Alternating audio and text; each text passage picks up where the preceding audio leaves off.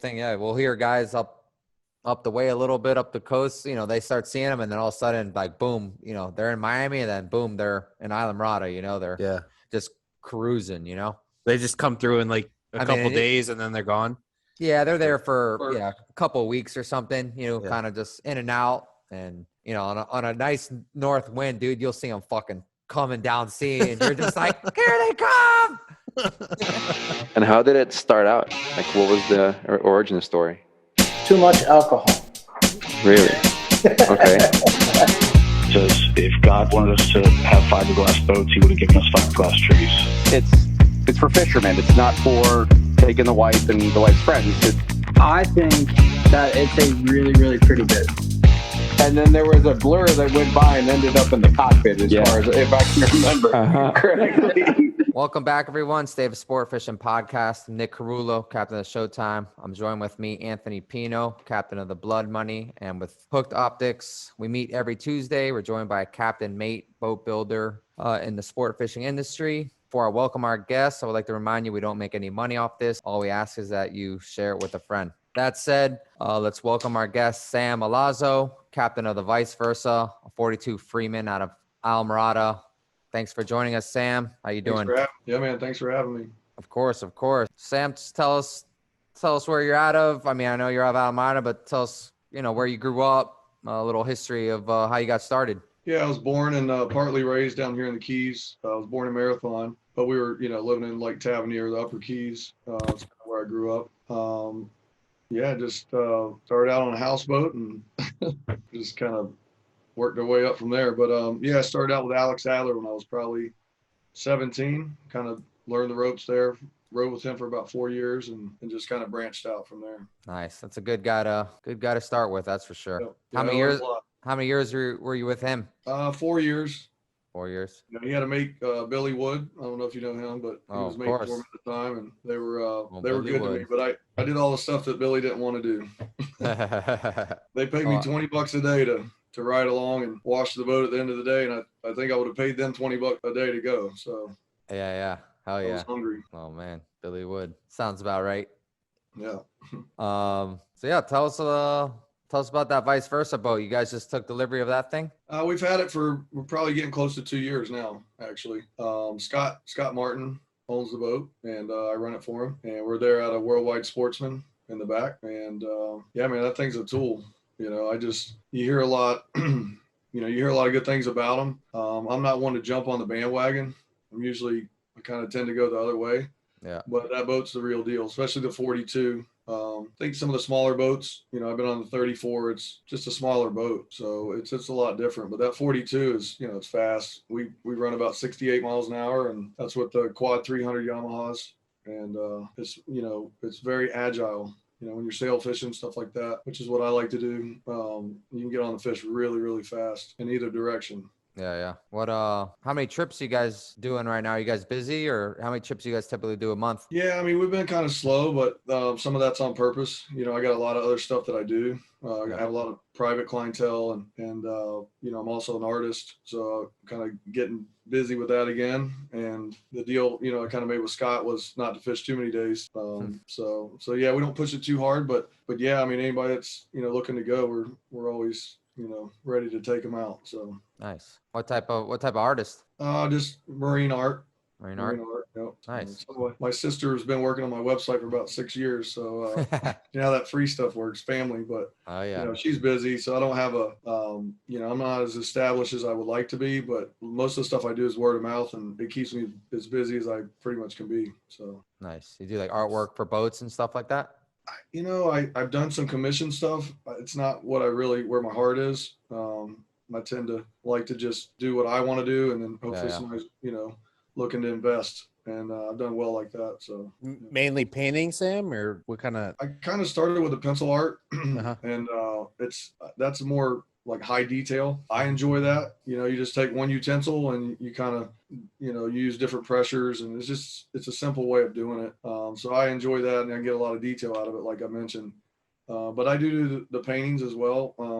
I had a gentleman, this was years ago when I first kind of got into it. He told me that, if you really want to make money with it, it really needed to be painting and not the pencil work, which turned out to be not so much true. I've done well with both, but yeah, I like the painting too. I didn't really know how to paint. I kind of had an eye for, getting things down on paper the way I want them to look. But how to mix paint and all that good stuff, takes a little bit of time. How'd you get into the art thing? It's just come naturally, something you just started doing, or did somebody steer you in that direction? Yeah, I mean, my mom was pretty talented with like watercolors. She won some awards and stuff when I was younger, and always loved art. I just wasn't very good at it. Or at least I didn't think I was when I was younger. I actually took an art class my senior year of high school, and the teacher taught me how to shade, and for some reason that just unlocked something. And then I really didn't use it for years. And then one day I just drew something, and people kind of flipped out. So you got to do something, and I don't know, that fishing is art is different from the standpoint you have to kind of promote yourself, and that's not something I'm used to doing. Fishing's different. You get out there and you catch fish, and that's how you promote yourself. You don't have to have so many politics involved in it. But there's plenty of politics involved in fishing. I know, but it's not shaking hands and kissing babies. It's different type. Yeah, cool. And then you grew up in the Keys. Did you just start fishing just because that's what you do in the Keys? What people do in the Keys. Yeah.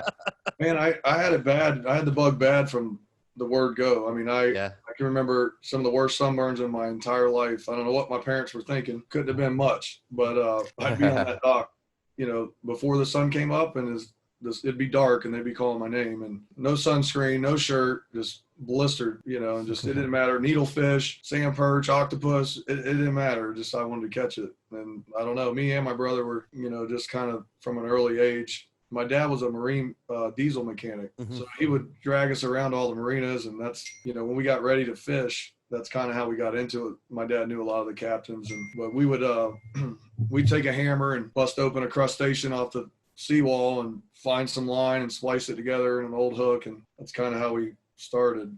Gotcha. Just like every other kid, right? Yeah, that's right. Yeah, it's pretty interesting. And then how'd you get in? You just started once you just did it for fun, and then once you got old enough, you just started working on what boat was that with Alder? Can't remember. K-Lex. Yeah, actually. K-Lex, I gotcha. I think the first guy we started going with, I don't know if you guys remember him, but his name was Rich Helmuth. He was an old school cat, been around a long time. He had a boat called the Strike Fighter. I think it was just an ocean, a 50-foot ocean or something like that. And yeah, I mean, when I was younger, I used to get seasick real bad. Yeah. And I went with him, I think it was about 3 or 4 days in a row. The first day I got on the boat, and I was sick instantly. And I pretty much made up my mind about 4 hours into it. I was never going again. And then I got home that night, and my older brother, he's like, man, you got to go back. If you go back, they'll think you're tough. And, he did that big brother thing on me and talked me into it. And I think by the 3rd or 4th day, Rich said, are you seriously going to get back on this boat? He's like, you're going to die. And I was pretty sure he was right. But, yeah, we got through that, and then when I was about 17, I started riding with Alex Adler, and I rode with him for about 4 years. I feel like, all right, I don't know the guy. I just seen a YouTube video. It might have been him. Is he a yeller, like a real yell, like when he's Alex? Fishing? Yeah. It might have been the different Keys, but. Yeah, no, he's not really a yeller. He's, gotcha. and I think, like everybody tends to do, I guess. He's settled down a little bit as he's gotten a little older. But yeah, he was always good to me. I do remember one time, I didn't do something right away, and he was always nice to me. And, I was a young kid, so he looked at me, he said, hey, read my motherfucking lips. And I was like, I think he's pissed, So. You don't understand the frustration of being like seeing your mate just do dumb shit until you're upstairs and you can't do you're not down there doing it, and you're just like, why is this fucking happening? We just had that conversation this weekend with my oldest son. He's 18 now, and I said, buddy, it was a little rough. There was a couple little times there, and we just fished a junior sailfish tournament, and there was a couple rough moments. And when we got back, I said, you're going to understand one day. You're going to get up there, and you're going to understand it's very frustrating to be up there and see everything so clearly, and it's not working out. And it's a helpless feeling. How's he? Is he love it being out there? Nice. Yeah, he's good at he's a pretty talented baseball player, so he wants to go play a couple years of college ball. He's got some offers. He just got an offer to UM. I think there's a couple other schools there in Fort Myers. Nice. Junior awesome. colleges. But he definitely wants to fish every day if that doesn't go further than college. And I think he just wants to play a little bit in college and then maybe come back. Yeah. And I have a lot of opportunities I can hand over to him. We got to train him up a little more. Yeah. So. Do you ever catch a bluefin with Alex Adler? I know he's fucking the king of that shit down here. Yep. We had last year we had a couple shots, but it wasn't on the right gear. Yeah. We had probably, I don't know, we had 2 happenings with the bluefins. One was there at Conk, ate a threadfin on the kite, which was kind of funny how it happened because the threadfin got nervous and I was trying to teach the client. I said, hey, when your bait gets nervous like that, be ready. You're probably going to get bit. So everybody was looking at the bait when it happened, and 600-700 pounder. God, out, just straight out of the water, levels off and belly flops right in the mid. And we're screaming, big blue, and he thinks he's got a blue marlin on, and didn't last long on the 30. But it just spoil you. Or do you break them off eventually? he just went through the leader. I got you. Oh yeah. Gotcha. You So see we those had- a lot at all, Nick? Last year. Oh yeah. We always, you use at least hook one a year, I would say, if you're out there enough. I mean, maybe sometimes you hook, 5 on a good year, Yeah. They just What do you fucking- do when you see those things coming and you're like sailfish and you just like wind your shit up and let them swim by and don't bother them? Or do you just say, fuck it, I'm going to try it? No, we just say, fuck it. Let's see what happens. Yeah, How about it's- you, Sam? When you see him, what happens? I mean, those a lot of times on the kite, I don't see them coming, but we have seen them, and we got a rod ready last year.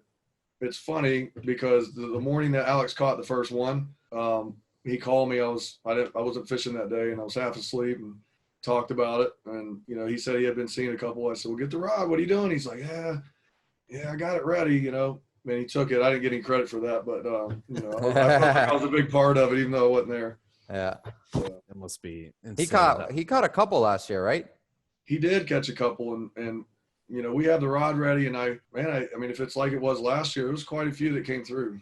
So Yeah, I saw a lot. I think we saw a got lot shot. last year. Can you hear about them like in down like say more to the west of you, Sam, and then you just like eventually they get to you and then they go past Nick, or do they just kind of show up?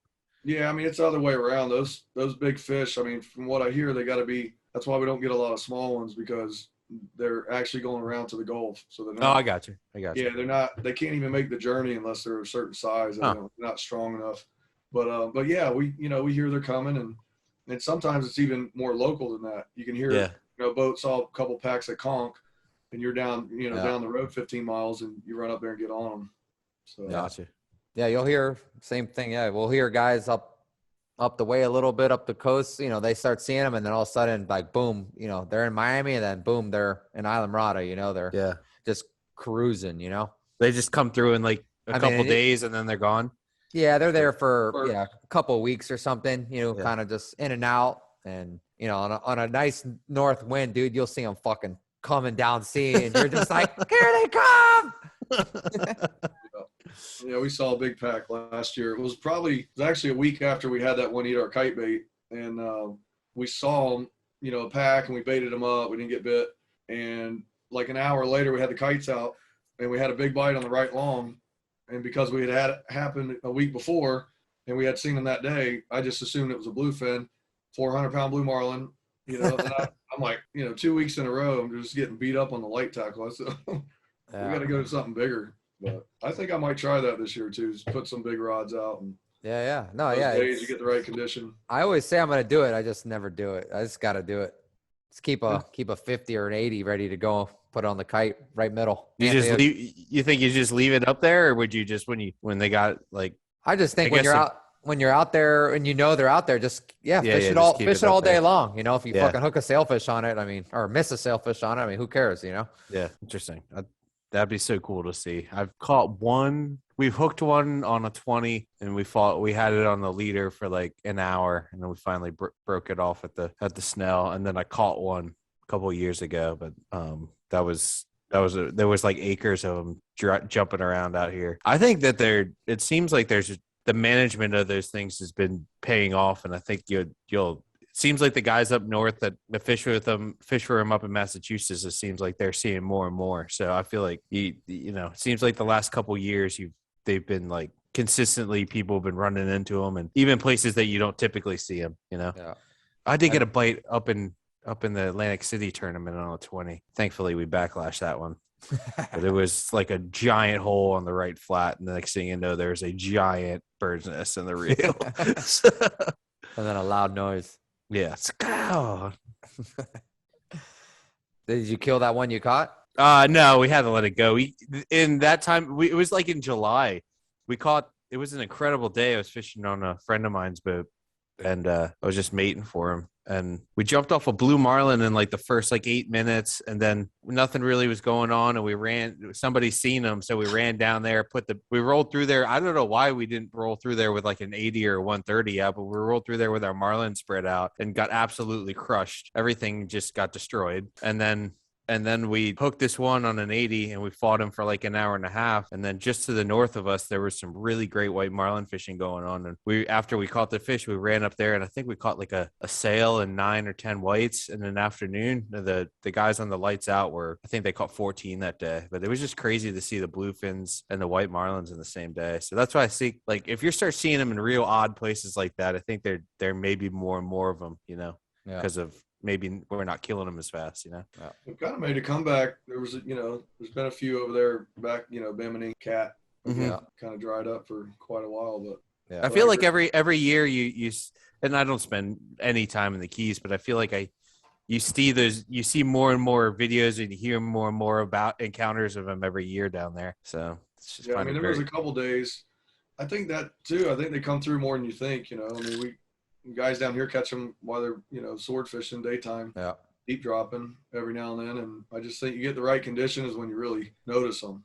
But like you said, you get that hard northeast wind or east wind, current into the wind. Usually our tailing conditions, that's when we see them. Yeah, that's crazy. Yeah, that hard east or something. Shit's sick.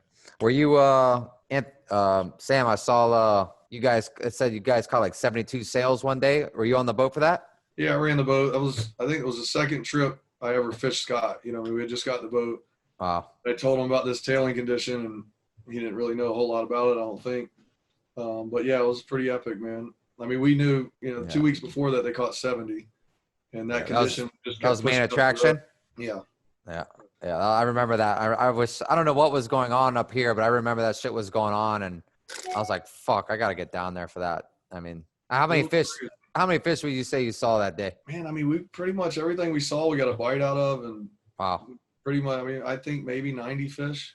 We caught 76. We really caught 78, but there was, a discrepancy on a couple of them. And I said, listen, a couple of guys are still mad at me about it, but I said, if there's any argument, it don't count. There's another one right here, and when I go home tonight, I want to know in my heart that we caught them. And so, and the truth is, we didn't know that there was that other record, 83 or whatever it was. We left late. I mean, I knew it was going to be good that day, but who leaves the dock trying to catch 76 sailfish? Nobody. That's not even, that's a big number. When we got to 50, and I remember thinking, we could go home right now. I never caught 50 in a day. And even at 50, I'm thinking we got to catch another 21 to break the Keys record. It just didn't seem realistic, but it was getting better. When we got to 50, that's really when the floodgates opened up. I think we caught 18 in 28 minutes at that last run. Yeah. But I mean, they just kept coming, man. They were. And where was that? That was south of Island Rada, right? It was like more a marathon or something.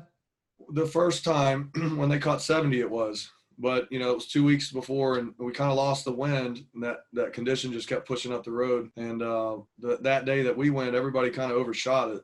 And, we just guessed right. And as soon as we crossed the reef, we saw the first one. Then the tide changed, and when it pushed out, there was a little bit of a lull where we were just picking. And then once everything got kind of straightened back out, because right where it was happening, you got Channel 5 Bridge. It's pretty big waterway. So when that tide pushed out, it kind of didn't mess it up, but it wasn't as organized. And it took probably about an hour for it to get back right. But once it did, I mean, that was, it was craziness. Yeah. But yeah, it was, it started at Tennessee, and we ended up just above Alligator Light. Gotcha. They had the sick powder edges that day, I'm sure. Yeah. the ones that you were finding in the real pretty powder weren't biting very well. But we kind of figured that out early on, and a lot of people were complaining they weren't getting bit. All of our fish were like paddle bites. I mean, just rooster tailing, like slammer dolphin coming down sea, you know, just. Yeah. And that was in the blue? And the green, man. They were in the green water, yeah. Gotcha. Yeah, if you got too far out there in that, I mean, we saw there was fish out there too, but we noticed pretty quick the ones that we were getting refusals on were in that cleaner water. And then there was a couple times it was weird, man. Like there was some breeding going on or something. You'd see a tailor, and then another one, you go over there and it was 15. One time there was 15 or 20 fish there, but they would pop up and go down. You could tell there was a bunch there, but you didn't see them all at the same time. They weren't tailing anymore. They were just kind of all together, and they weren't on bait. It was kind of strange. I never seen that before. Not quite like that, but that's great. Anthony's gonna come down and see that shit this year. One day, yeah. When you guys get this sort of conditions, Sam, is there a lot of bait present in that area, or it's just kind of when they're just kind of traveling or kind of moving? I mean, it seems like I don't know anything about it, but it seems like they're kind of trucking one way. It seems like when I hear about these incredible tailing conditions and bites. Yeah, well, they're pointing southwest.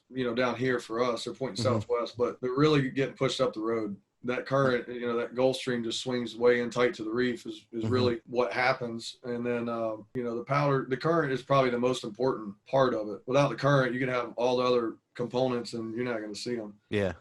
And sometimes without the other components, as long as you got the current, you can see them tailing like that. But, those days like we had, those are days where everything comes together perfectly. We had the east wind. And what was helpful, too, is it was enough to get them going, but it wasn't so rough. Sometimes those conditions get so rough, you can't hardly catch them. You can, but not as quick. Yeah.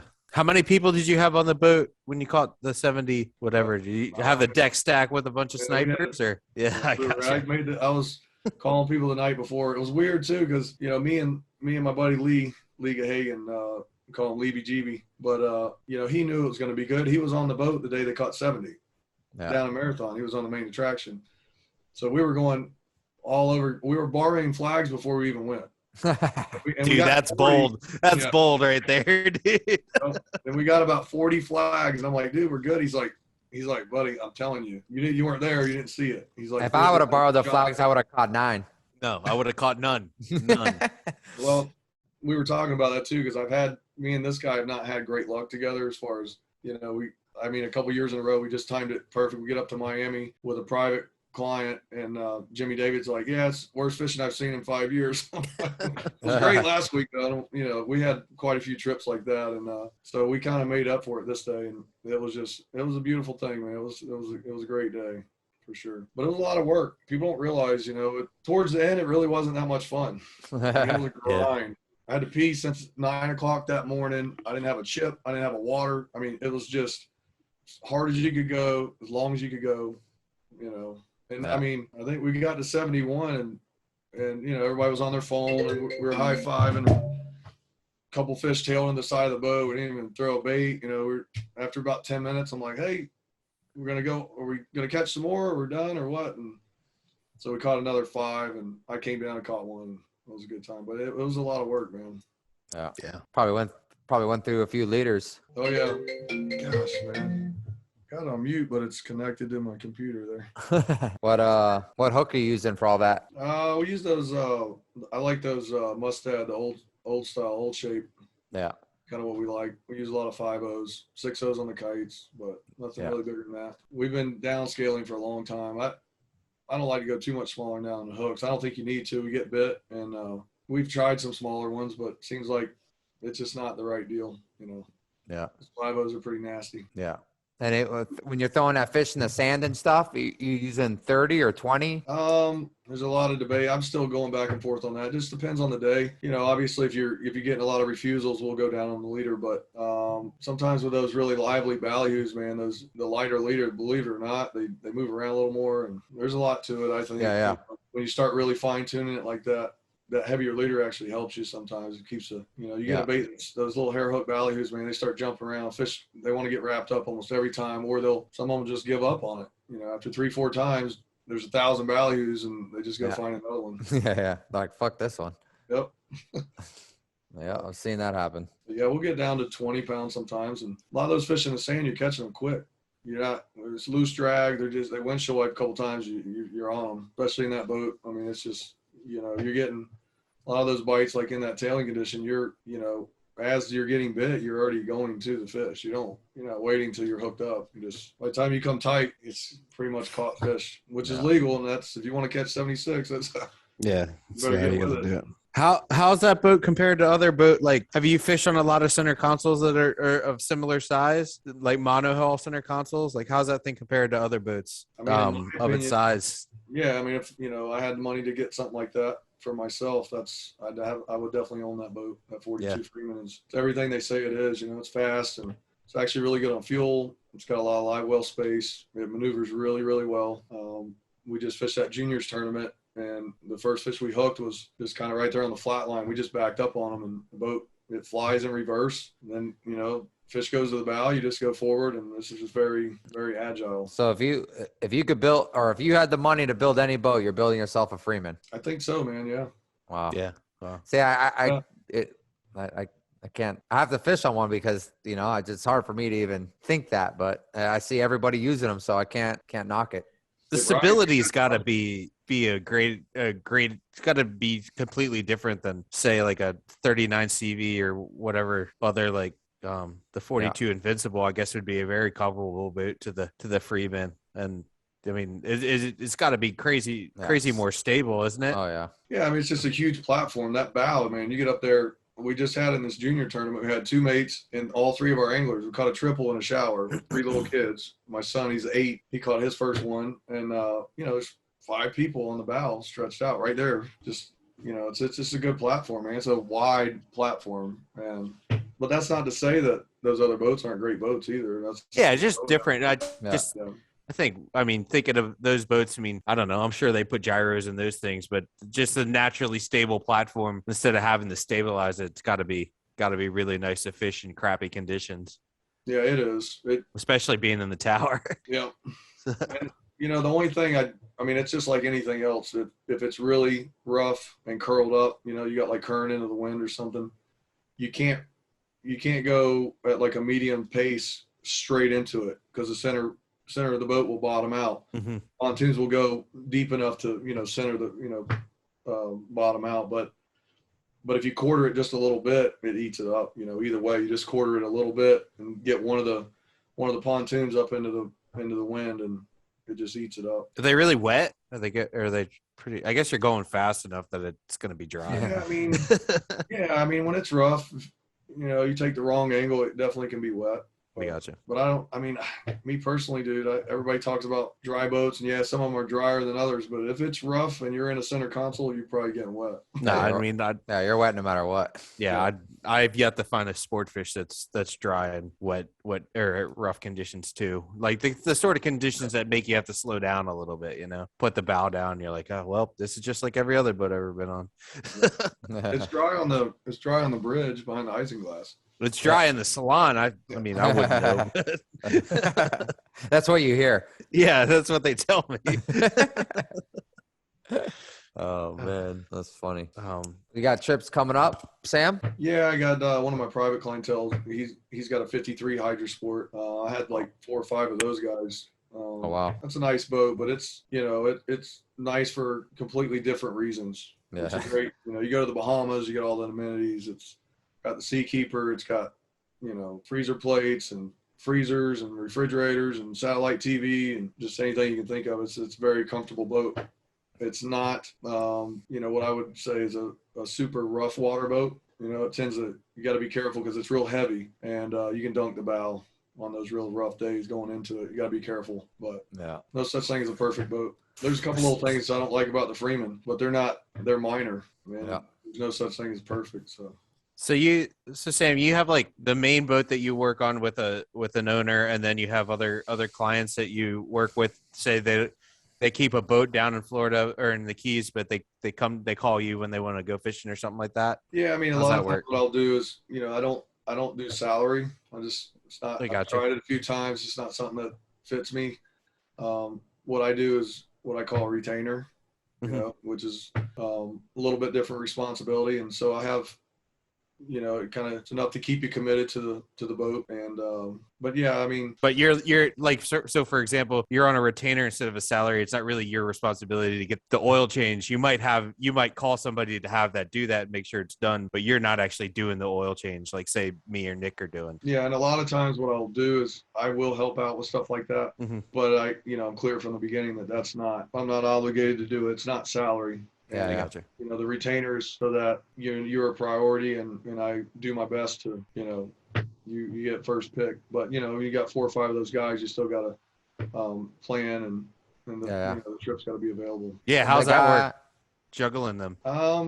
It's weird because for a couple of years it went really well, where it just seemed like everything was perfect, and I was juggling it. But I'd get done with this guy, and then the very next day, the other guy would call me and say, "Hey, are you available this week?" I'm like, "I sure am." But that's not how it's been going the last, I don't know, 8 months or so. But COVID's made everything kind of strange too.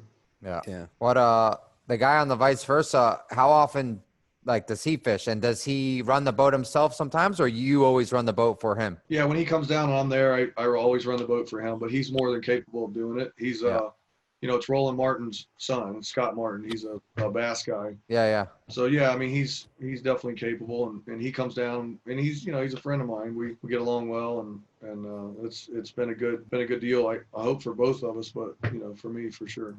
Yeah, it's pretty cool. Cool way to get it, to set it up like that. You get a lot of options and get to stay out on the water. I guess it's important. Yeah, and I mean, the thing with me is once I got into the private side of things, the private clientele, the salary just seemed like a gamble, because you're going to take something like that and commit to one person, and if that doesn't work out after a year, those other people move on. You gotta, it took me years to build that stuff and kind of weed through the ones I want to keep and the ones that were a good fit.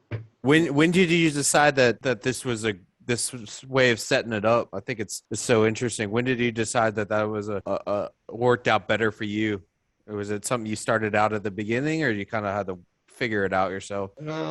I just did the charter boat thing for a long time, and it's a grind. I mean, 300 days a year. I don't know how many years I did that, but a lot. And I had my own business for a while, and kind of had some, went through a divorce, and things just got tough. And I got to a point where I was, I got a couple of those private clientele jobs, and I had no overhead. I'd go there, do my job, and leave.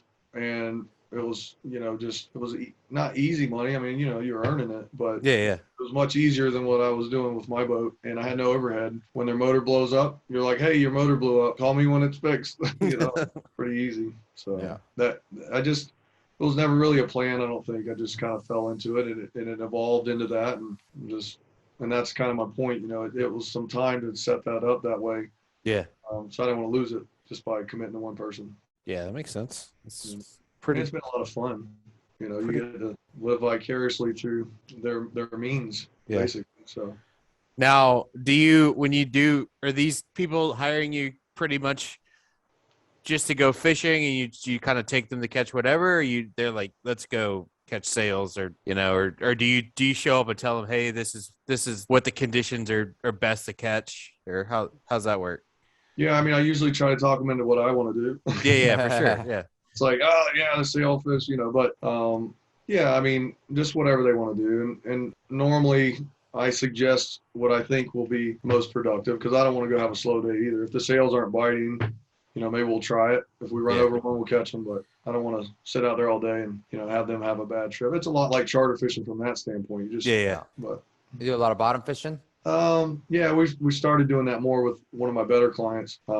We did a lot of sail fishing early on, and we had some big days, and they still like to do that. It's a lot of fun for them still. But we started doing the mutton snappers on the wrecks, and who doesn't like that? No, that's good. Yeah. Gotta eat good too.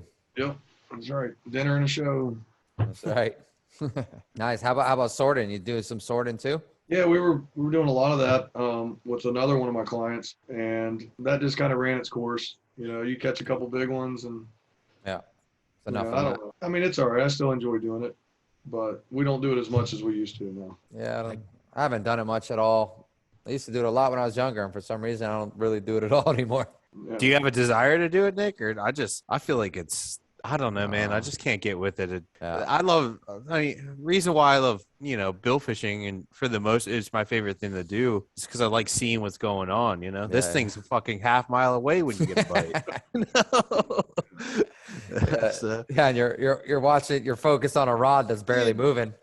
when I fished on my November this year, you probably know Croft Upchurch. Mhm. He's my little swordfish guru that I bring with me every time my boss wants to go sword fishing, because I don't have a clue. So we set a bait out, and the buoy rod, and it's just going out. And this is like towards the end of the day. We hadn't had a bite. I went chasing some water offshore, and we had some bites out there, but we ran back inshore on the edge and started sword fishing, and we didn't have any bites. And every time I go sword fishing with Croft, he's like, "You're getting a bite," and I'm like, "I don't believe you. Going back to sleep." So but we put this buoy out, and by the time we get it set and we start setting the other one, I look out and the thing's laid over. I was like, Croft, that thing looks kind of funny out there. And he goes, "Yeah, it does, but let's just put this down there for now." And we like bob around for like an hour, and then it's like time to go. So we wind up, the one rod, and then come winding up the other one. And of course, as soon as we get to the buoy gets the rod, the thing just goes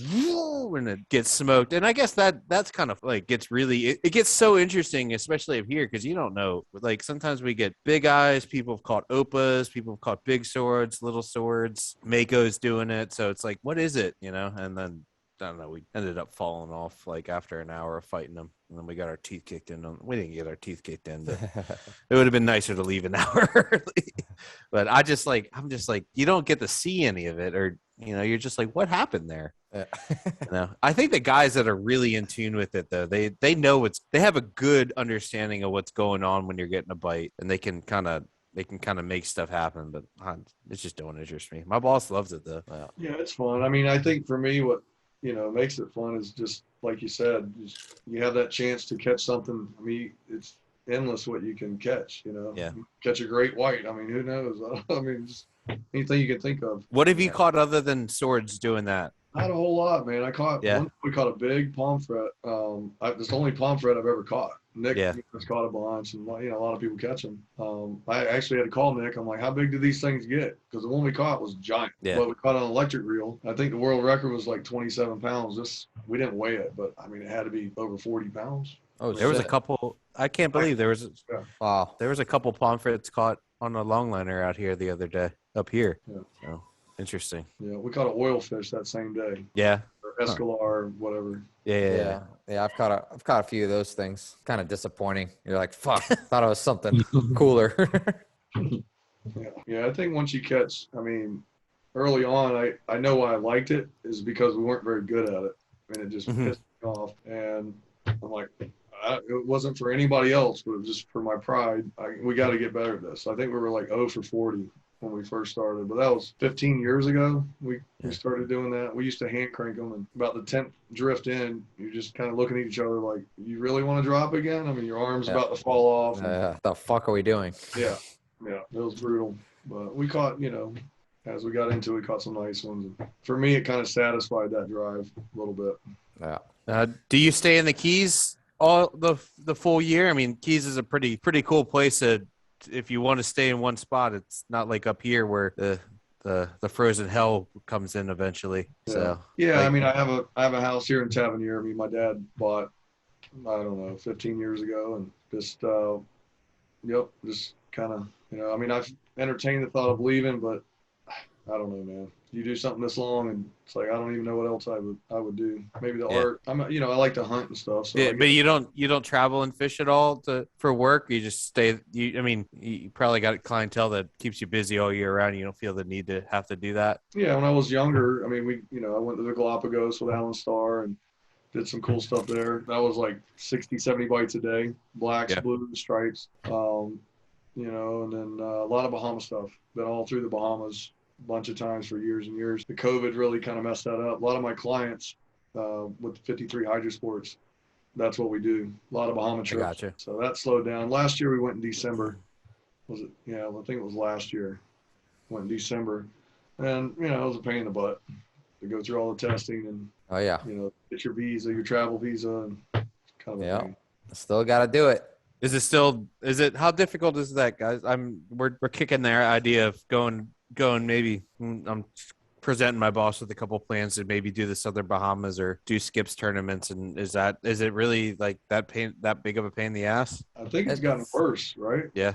It's just, I mean, it's not the end of the world, but it's annoying. It's just annoying bullshit you have to do. I mean, everyone has to do a COVID test. You have to log into their little website on your phone, make an account, upload your results, fill out your passport information, get approved, print that out, have everything printed out. So when you get there, you give it to customs. You have a small window because yeah, you have to do the PCR test. It can't be a rapid test. And then that takes 2 or 3 days to get back, but you only have you have to do all that within 5 days or you have to start over or something. I gotcha.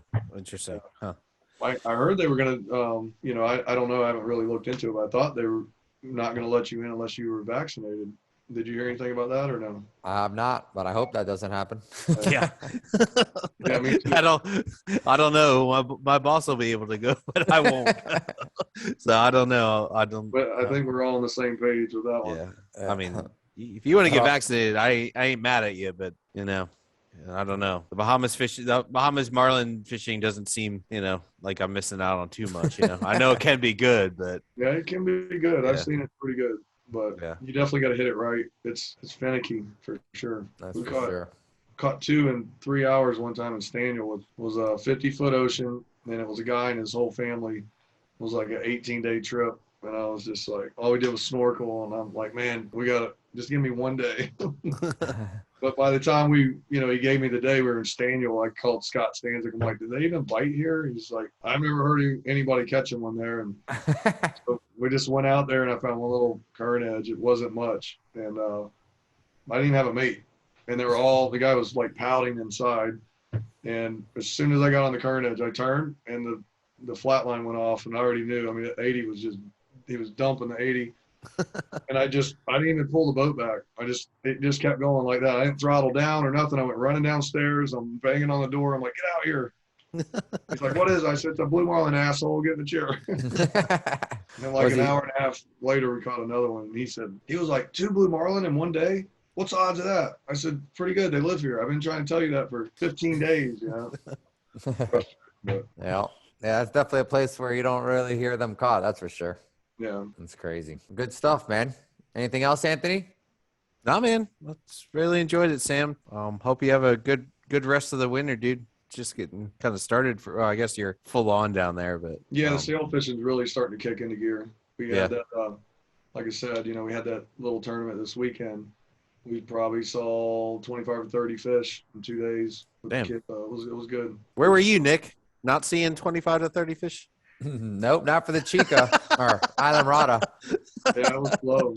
Those fish just moved in there. I talked to Doug actually, and he said he was there in the Island Rada, right where we caught our fish this time. But they just moved in there. I scouted there Friday, and it looked good. It was purple and the current was screaming east, and there was bait. There's a big ball of sardines up there, and there was some stuff on it. We didn't really see sails, but I kind of had that in my back pocket, and then they just moved in there the very next day. So yeah, we they definitely weren't there when we were there.